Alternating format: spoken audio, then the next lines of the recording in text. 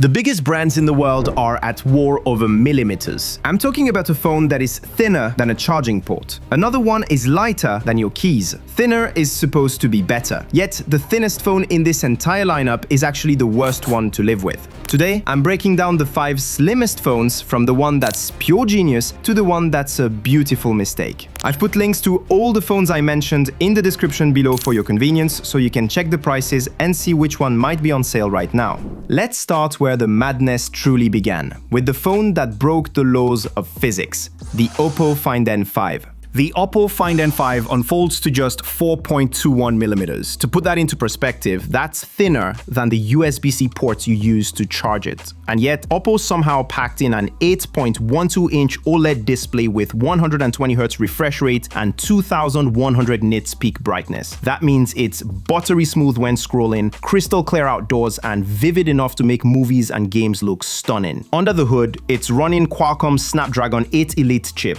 paired with up to 16 gigabytes of RAM, which means you can multitask, game, and stream without a single hiccup. And with a 5600 mAh battery, it actually lasts longer than you'd expect. You get between 10 to 12 hours of real screen on time, or even 2 days with light use. Charging is fast too. 80 watts wired gets you from 0 to 100 in about 45 minutes.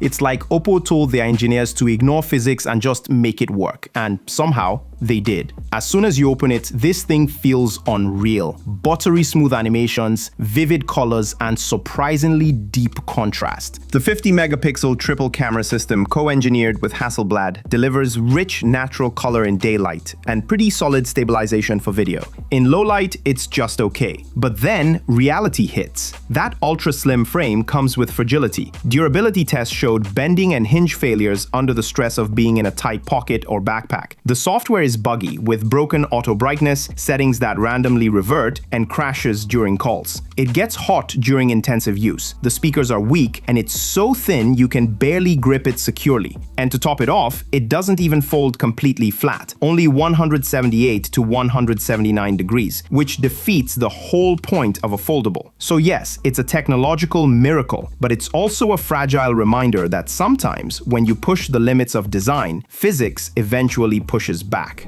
Now, of course, Samsung saw all of this and said, all right, let's do it the Samsung way. The Z Fold 7 is the polished powerhouse of this lineup. When unfolded, it's 4.2 millimeters thin, matching the Oppo with Samsung's signature mix of power and ecosystem magic. You're looking at an 8-inch AMOLED display with 120Hz refresh rate and HDR10+, powered by the Snapdragon 8 series processor. It's a device built for productivity, split-screen multitasking, seamless pairing with your Galaxy Watch or Tab, Samsung DeX desktop mode, and Galaxy AI baked right in for live translation, smart summaries, and generative editing. The camera system is a serious setup. You get a 200-megapixel main, 12-megapixel ultra-wide, and 10-megapixel telephoto camera. Whether it's night photography or crisp zoom shots, this thing can compete with the best. The 4400 mAh battery delivers solid performance, giving you more than 5 hours of screen time and easily lasts a full day of moderate use. You get 7 years of Android updates, making this a long-term investment.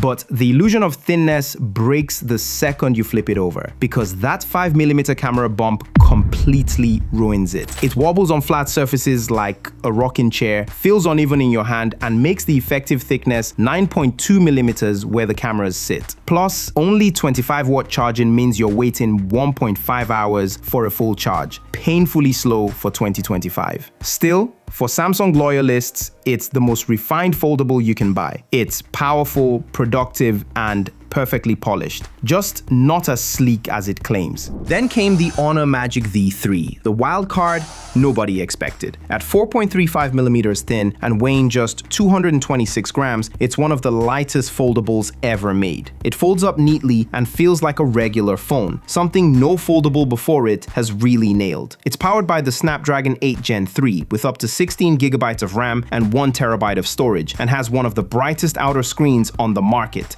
5000 nits peak brightness. You can take it outdoors under blazing sunlight and it still looks flawless. Plus, you get IPX8 water resistance and stylus support. The cameras are serious too. 50 megapixel main, 50 megapixel telephoto with 3.5 times optical zoom, and a 40 megapixel ultra wide. Add a 5150 milliamp hour battery with 66 watt wired and 50 watt wireless charging, and on paper, this thing looks unbeatable. But then you use it and the cracks start to show. Despite that massive battery, real-world performance is disappointing. You only get 8 to 10 hours total usage when you'd expect all-day performance. Push it with gaming and it gets uncomfortably hot within 3 minutes, leading to thermal throttling that kills performance exactly when you need it most. The software feels unrefined. Slow animations, weird layout bugs, and AI photo processing that turns real people into over-smoothed cartoons. The Magic V3 is like meeting someone beautiful who just can't get their life together. You fall for the looks, but the personality wears thin fast. And then Apple walks in, calm, confident, and dripping with titanium. If you're still here, you probably love this kind of tech as much as I do. So hit that like button and give it a hype to tell YouTube to keep serving you the good stuff. And if you want more videos like this, make sure you subscribe so you don't miss new cool stuff when it drops. Now, back to it. The iPhone Air is 5.6 millimeters thin, 165 grams light, and designed to make every other phone look like it hasn't seen a treadmill since 2020. It's the thinnest traditional smartphone ever made, and it feels like holding a piece of luxury jewelry that happens to make calls. This thing looks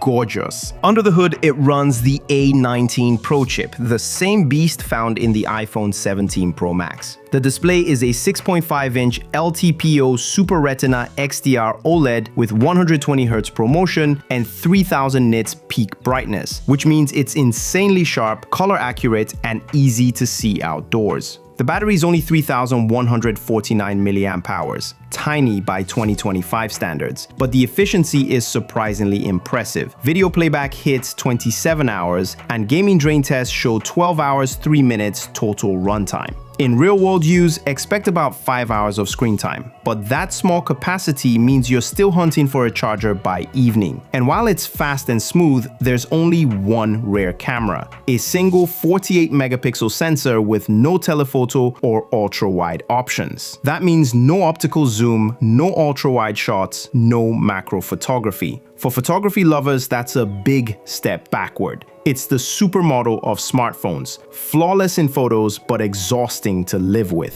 Finally, Samsung comes back swinging with the Galaxy S25 Edge, a phone so thin it looks digitally rendered. At 5.8 millimeters and 163 grams, it's even lighter than the iPhone Air. You get a 6.7-inch AMOLED 2X display with 120Hz refresh rate, HDR10+, and a peak brightness of 2600 nits. The colors are deep, contrasty, and smooth as glass when you scroll. Under the hood, it runs the Snapdragon 8 Elite chip paired with 12 GB of RAM, which means it flies through heavy tasks, high refresh gaming, and 4K video editing without breaking a sweat. The thermals are also surprisingly well managed for how slim it is, though extended gaming can make the top half noticeably warm. And Samsung's 7 years of Android and security updates might be the single biggest flex here. This phone will literally outlive most of your tech. The 200-megapixel main camera captures insane detail, while the 12-megapixel ultra-wide does a great job with dynamic range and natural color balance. In daylight, photos are crisp and vibrant, and Samsung's AI does a solid job keeping faces realistic instead of overprocessed. Low-light performance is good, with some minor noise and slower shutter at night, but the detail still holds up. Video is excellent too, especially in 8K 30 frames per second, with noticeably improved stabilization.